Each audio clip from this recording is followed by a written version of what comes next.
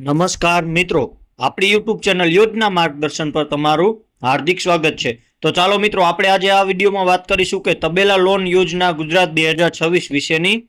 તો જેમાં મિત્રો આપણે વાત કરીએ તો તબેલા લોન યોજના સહાય ગુજરાત 2026 તો ગુજરાત સરકાર દ્વારા ગુજરાતમાં આદિજાતિ વિકાસ કોર્પોરેશન દ્વારા ગુજરાતના લોકો માટે ઘણી બધી સ્વરોજગાર યોજના ચલાવવામાં આવે છે, જેવી કે પશુ આહાર યોજના, બ્યુટી પાર્લર સહાય, સ્માર્ટફોન સહાય યોजना, કુંવરબાઈનું મામેરું યોजना, આવાસ યોजना, કૃષિ સહાય યોजना, ફ્રી સિલાઈ મશીન યોजना જેવી ઘણી બધી યોજનાઓ ગુજરાતમાં આદિજાતિ ગુજરાત તરફથી ચલાવવામાં આવે છે। ગુજરાતમાં રહેતા પશુપાલકો માટે ખુશીના સમાચાર છે। ગુજરાતમાં રહેતા પશુપાલકો માટે અને ખેડૂતો માટે તબેલા સહાય શરૂ કરવામાં આવી છે।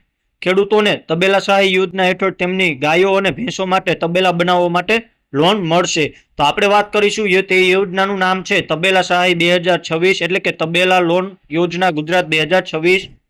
યોજનાનો હેતુ જોઈએ તો ગુજરાતના આદિજાતિના લાભાર્થીઓને સ્વરોજગાર યોજના હેઠળ તબેલાના હેતુ માટે લોન આપીને જીવન ધોરણ સુધી લાવી શકાય અને પગભર કરી શકાય છે। લાભાર્થી જોઈએ તો ગુજરાતના આદિજાતિના ઈસમોને આ યોજનાનો લાભ મળશે।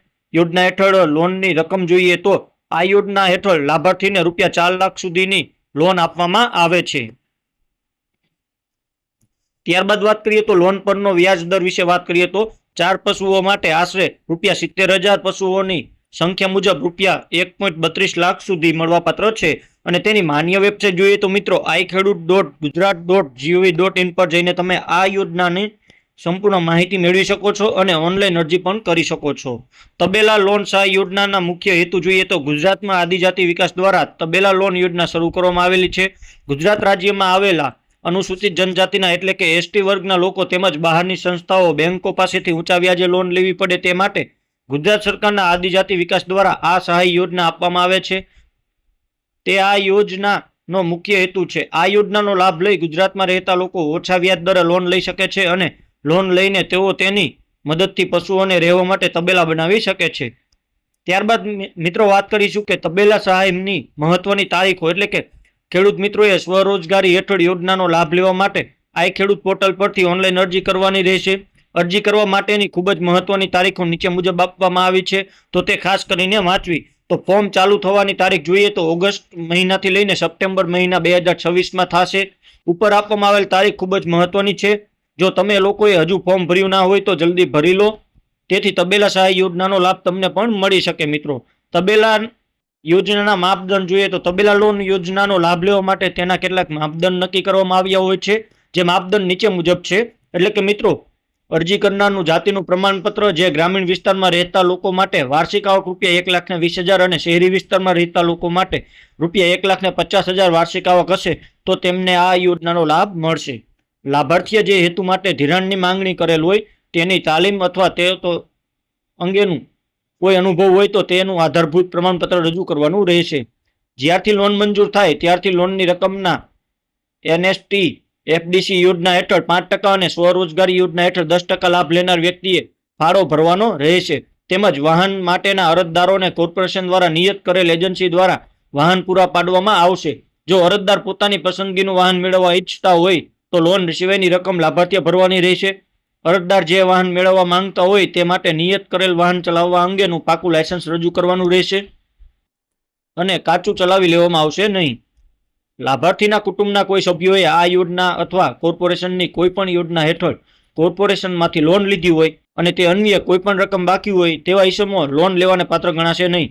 અરજદાર જો લોન મેળવવા માંગતો હોય અને તેનું અરજી ફોર્મ ભરવાનું હોય તો તે માટેનું અરજી ફોર્મ કોર્પોરેશનની વેબસાઇટ પરથી ભરવાનું રહેશે તથા અરજી મંજૂર થઈ ગયા પછી જરૂરી દસ્તાવેજો જે તે પ્રયોજનો કચેરીએ જમા કરવાના રહેશે।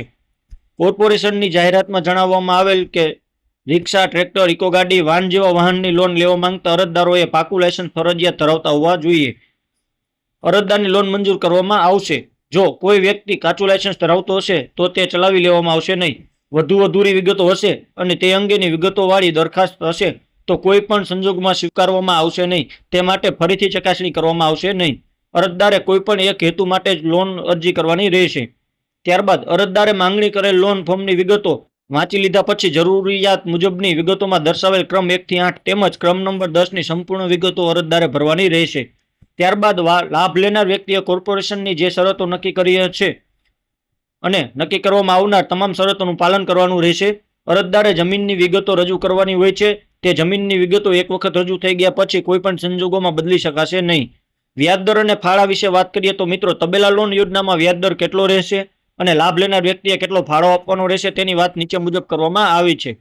₹4 લાખનું ધિરાણ મળશે, જેમાં ધિરાણનો લાભ લેવા ઈચ્છતા વ્યક્તિને ધિરાણના 10% ફાળો ભરીને તે રીતે ધિરાણનો લાભ લેવાનો રહેશે. નવો વ્યવસાય ચાલુ કરવા માટે વાર્ષિક 4%ના દરે ધિરાણ ભરવાનું હોય છે. લોન પરત ચૂકવવાની હોય છે અને જો તે લોન ચૂકવવામાં વિલંબિત થશે તો 2% દંડનીય રહેશે. અને તબેલા માટેની લોનની પરત ચૂકવણી કરવા માંગતા હોય તો તે 20 ત્રિમાસિક હપ્તામાં કરવાની રહેશે. મિત્રો, અરજદાર પાસે આ લોન માટે સગવડ હોય તો અરજદાર લોન લીધા બાદ જે સમયે નક્કી કરવામાં આવ્યું હોય તે સમય કરતાં પહેલા પણ લોનની ભરપાઈ કરી શકે છે. ત્યારબાદ વાત કરીએ તો તબેલા સહાય યોજના 2026 ડોક્યુમેન્ટ એટલે કે તબેલા લોન યોજના માટે કયા કયા ડોક્યુમેન્ટ જોશે તેની વિગતો નીચે મુજબ આપવામાં આવી છે. તો આ યોજનાનો લાભ લેવા માટે નીચે મુજબના ડોક્યુમેન્ટ જોઈએ.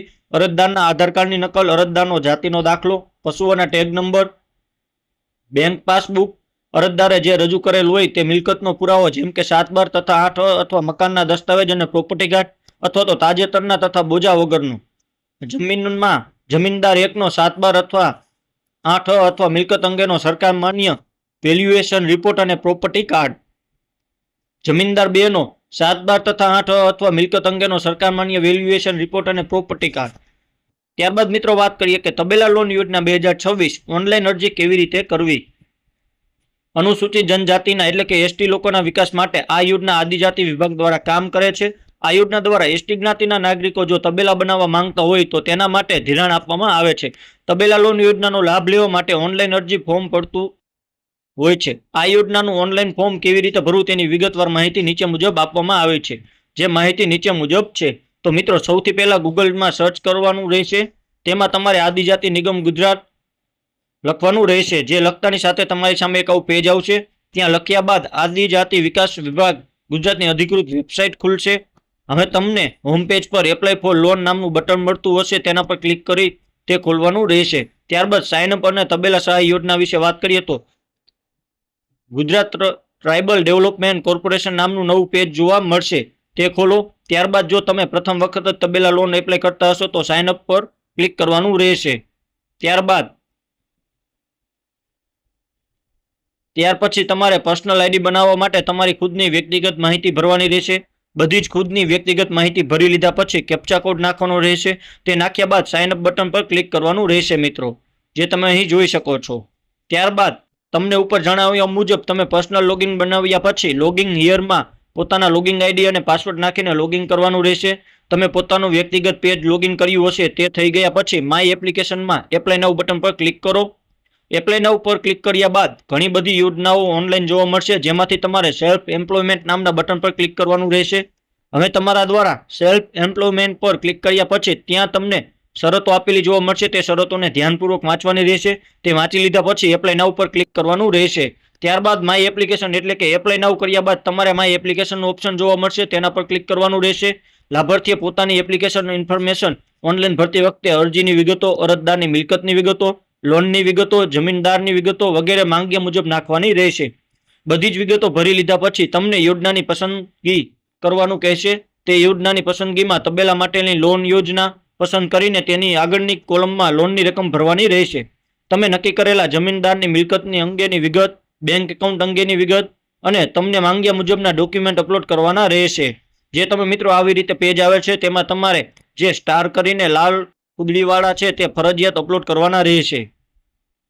તમામ વિગતો ઓનલાઈન ભર્યા પછી ફરીથી એક વખત ચકાસણી કર્યા બાદ જ એપ્લિકેશન સેવ કરવાની રહેશે. સૌથી છેલ્લે તમે કન્ફર્મ કરેલ અરજીનો એપ્લિકેશનનો નંબર જનરેટ થશે, જેની પ્રિન્ટ લઈને સાચવવાની રહેશે. મિત્રો, યોજના માટે ઘણા બધા લોકોને પ્રશ્ન થતા હોય છે. તે પ્રશ્નો અને તેની સાથે સાથે તેના જવાબ પણ તમને નીચે મુજબ મળી જશે. તો આ યોજનાનો લાભ કોણ લઈ શકશે? ગુજરાતના મૂળ નાગરિકો હોવા જોઈએ અને આદિજાતિ એટલે કે એસટી જ્ઞાતિના હોય તે બધા જ લોકોને આ યોજનાનો લાભ મળશે. આ યોજના હેઠળ કેટલું ધિરાણ આપવામાં આવશે? તો લાભ લેનાર વ્યક્તિને આ તબેલા યોજના હેઠળ કુલ ₹4 લાખની લોન આપવામાં આવશે. આ યોજના હેઠળ કેટલા વ્યાજ દર સાથે લોન આપવામાં આવશે? તો કોઈ વ્યક્તિને નવો ધંધો વ્યવસાય ચાલુ કરવા માટે આ ધિરાણ આપવામાં આવે છે, તે માટેનો વ્યાજ દર માત્ર ને માત્ર 4% છે.